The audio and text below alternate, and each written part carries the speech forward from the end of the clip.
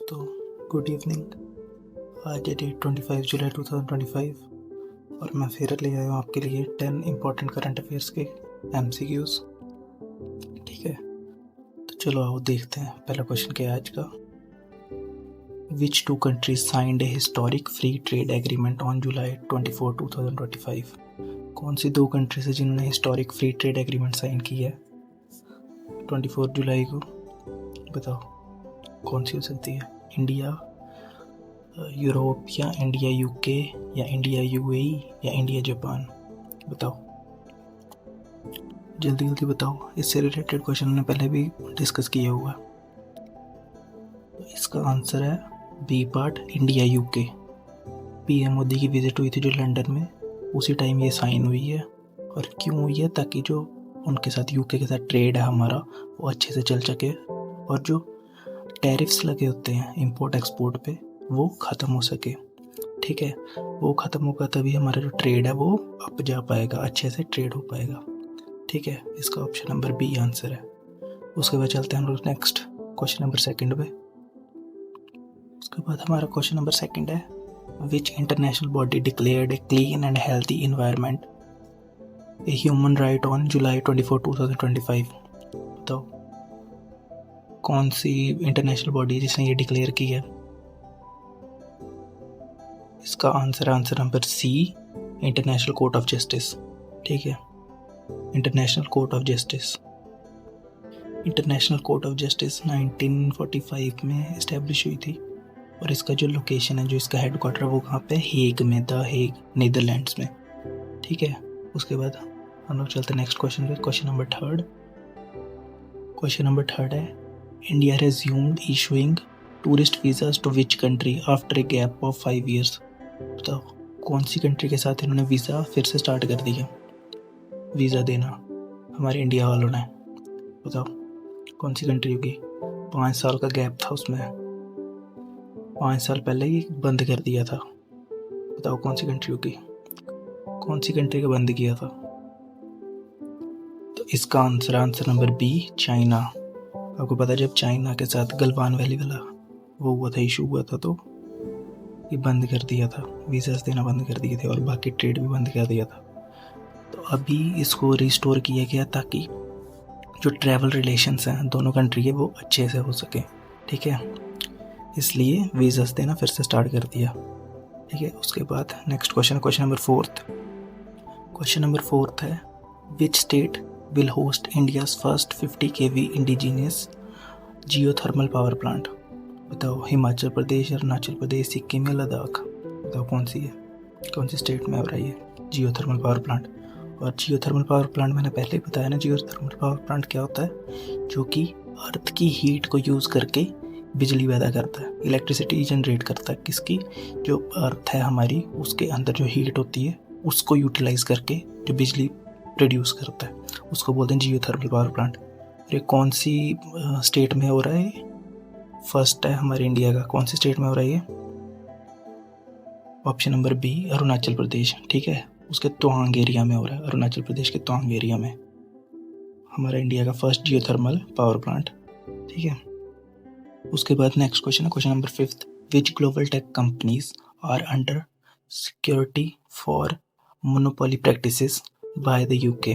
कौन सी ऐसी वो है कंपनी है जिस पे केस चल रहा है कि वो अपनी मोनोपोली प्रैक्टिस करती है UK में? बताओ कौन सी है? UK में ऐसे भी वो लोग अपनी सिक्योरिटी को रिलेटेड सिक्योरिटी से लेके बहुत स्ट्रिक्ट होते हैं। ठीक है, बताओ कौन सी कंपनी है वो? इसका आंसर है option number A, Google and Apple. और UK ने डिसाइड किया है कि उनके ऊपर स्ट्रिक्ट रेगुलेशंस लगाएंगे अभी, ताकि उनकी प्राइवेसी को कोई हर्ट ना हो। ठीक है, कौन सी कंपनी है? गूगल एंड एप्पल को। ठीक है, और कहाँ पे? UK में। उसके बाद next question number 6, which company became India's first to cross ₹40 lakh crore market capitalization on July 24, 2025? तो कौन सी कंपनी ऐसी जो पहले नंबर आई है 40 लाख करोड़ मार्केट कैपिटलाइजेशन को क्रॉस करने वाली? कौन सी पहली कंपनी बनी है हमारी? तो इसका आंसर है answer number B, Reliance industry and limited. Reliance आपको पता है टेलीकॉम कंपनी है, ठीक है। इसने काफ़ी अच्छी परफॉर्मेंस दी है और वो फर्स्ट कंपनी बनी है हमारे इंडिया की जो 40 लाख करोड़ मार्केट प्राइस से क्रॉस हो गई है, ठीक है। उसके बाद हम चलते हैं नेक्स्ट क्वेश्चन में, क्वेश्चन नंबर 7 जो है, which country successfully tested the Typhon block 4 hypersonic missiles on July 22, 2025। किसने ये टेस्ट किया है हाइपरसोनिक मिसाइल को? बताओ कौन सी कंट्री है? तो ये कंट्री है हमारी टर्की, ठीक है। और इन्होंने टेस्ट कहाँ किया है? इंटरनेशनल डिफेंस इंडस्ट्री फेयर में 2025 में, जो कहाँ पे हुआ? इस्तांबुल में, ठीक है। उसके बाद next question number 8, what is India's retail inflation rate as per RBI bulletin in July 2025? बताओ क्या है जो हमारा इन्फ्लेशन रेट इस टाइम को, इस महीने में क्या इन्फ्लेशन रेट चल रहा होगा? बताओ। तो इसका आंसर है ऑप्शन नंबर सी, 2.1%, ठीक है। और ये लोएस्ट है हमारा पिछले 6 सालों में, ठीक है। और हो सकता है कि आने वाले टाइम में हमारा जो इन्फ्लेशन है वो और कम हो जाए और जो रेट्स हैं वो और कम हो जाए, जो अभी महंगाई चल रही है वो और कम हो जाए, ठीक है, क्योंकि हमारा इन्फ्लेशन रेट कम हो रहा है। उसके बाद next question number 9, which bank launched an explorer saving account and FCNR deposit for NRIs? बताओ कौन सा बैंक है? इसका आंसर है option number C, Equitas small finance bank. और ये क्या टारगेट करना चाहता है कि जो सी फेयरर्स हैं और जो NRIs हैं उनका जो सेविंग्स है हमारे इधर की वो इंक्रीज़ कर जाए, ठीक है, और उसको काफ़ी बूस्टअप मिले जो फॉरेन करेंसी है, ठीक है। उसके बाद next last question, which German decision made headlines on July 23, 2025? कौन सी ऐसी हेडलाइन है जर्मन की, ठीक है, बताओ। इसका आंसर है आंसर नंबर ए, उन्होंने अप्रूव किया है जो अपने यूरोफाइटर्स टाइफून्स जेट्स हैं, ठीक है, उसको टर्की को देने के लिए, ठीक है। और उन्होंने डिसाइड किया कि अपने 40 जो एडवांस फाइटर जेट्स हैं जिससे कि टर्की की जो एयरफोर्स है वो स्ट्रेंथन हो सके, ठीक है।